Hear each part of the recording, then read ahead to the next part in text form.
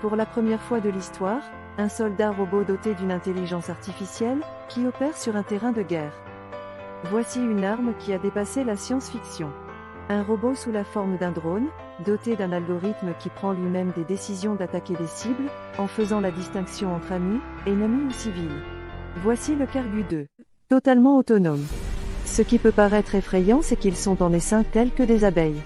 Pendant la guerre en Libye, pour la première fois de l'histoire de la guerre, des machines ont elles-mêmes pris la décision d'attaquer des cibles.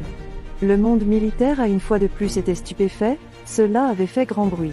Cette technologie est basée sur un algorithme incroyable qui prend des décisions.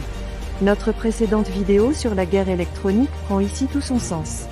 Imaginez une armée de ces machines Kargu accompagnées de drones mitrailleuses Sangar, attaquer une base militaire. La guerre en Libye a été pour les Turcs comme un atelier où ils ont essayé plusieurs de leurs prototypes. On se rappelle également que les Turcs avaient descendu un drone chinois en utilisant une arme laser. Encore une première de plus dans l'histoire des guerres. Cet événement aussi avait à l'époque marqué les esprits. Ça fait beaucoup de premières fois de l'histoire de la guerre pour un seul pays, et en si peu de temps. Sans oublier le légendaire drone Bayraktar TB2 qui attaque des blindés, des systèmes de défense anti-aériens, un hélicoptère et même un navire de guerre, et tout ça également à classer dans la première fois de l'histoire. Mais qu'en disent les médias français ? Quels sont les pays qui sont en pointe aujourd'hui sur cette question des drones ? Qui sont ceux qui ont pris de l'avance ? Alors, il y a plusieurs types de drones. Donc, il y a les hautes portées et moyennes portées et des petits drones. Donc, sur on va dire les hautes et moyennes portées, on a surtout les États-Unis, la Chine, la Russie et récemment la Turquie. On a vu la Turquie. Voilà. Et la Turquie, en fait, la filière turque, c'est vraiment la réussite de la filière turque parce qu'elle permet d'obtenir des drones qui sont beaucoup moins chers que les drones américains. C'est pour ça que d'autres acteurs peuvent se servir de cette technologie. Après, vous avez aussi des plus petits drones qui fonctionnent donc en essaim et qui permettent en fait de saturer des batteries antiaériennes. Et ça, c'est vraiment un gros problème parce que, comme on l'a évoqué tout à l'heure, c'est très difficile en fait de faire face à un essaim de 200 drones qui arrivent sur votre batterie aérienne. Et ça, les Israéliens, par exemple, sont en pointe sur ce type d'armement. Comment est-ce qu'on peut les intercepter justement quand ils arrivent comme ça ? Alors, il y a plusieurs techniques. Donc, soit vous envoyez une onde électromagnétique qui en fait permet de couper le fil de communication entre le drone et son pilote. Le problème, c'est que si vous avez un développement avec des drones autonomes qui ont un pilotage automatique, ils peuvent continuer.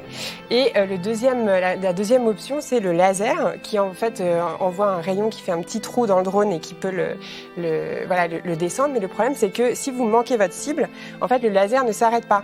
Donc, vous pouvez avoir ensuite une autre cible derrière. Alors, est-ce qu'on peut imaginer... Alors, les drones suscitent énormément de fantasmes. Oui. D'autres armes encore plus. On appelle ça les systèmes d'armes létaux, autonomes, les Salah ou les robots tueurs. On en parle avec nos invités. Oui, avec une affaire qui a fait beaucoup de bruit et qui a parfois emprunté quelques raccourcis parce qu'en effet, il y a beaucoup de fantasmes.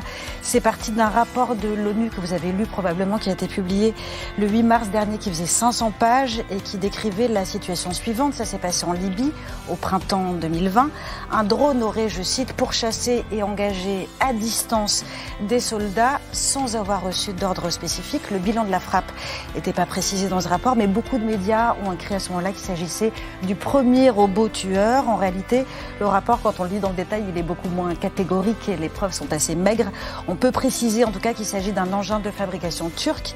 Il s'appelle Kargu 2. La vidéo promotionnelle qui est disponible sur Internet, elle est assez terrifiante et spectaculaire. C'est un quadricoptère, il fait 7 kilos. Il a une endurance de 30 minutes et une portée de 5 km. Il peut être piloté par un humain ou de façon autonome. Il peut identifier une cible grâce à sa signature thermique ou électronique, c'est-à-dire un système de reconnaissance très très perfectionné. Et puis surtout, il peut fondre littéralement sur sa victime et se faire exploser, un peu comme un kamikaze. Tout est dans le éventuellement. Il peut éventuellement faire ça, puisqu'à ce stade, en tout cas pour ce qui est de la Libye et de cette affaire, on ignore si la décision de frapper un ou des soldats a été prise in fine par un homme ou par une machine à melliférer. Ça pose quand même la question du degré d'autonomie de ces engins et des limites qu'on pose. Qui est-ce qui pose des limites à ça ? Il y a évidemment un débat éthique. Comment est-ce qu'on régule ces appareils-là ?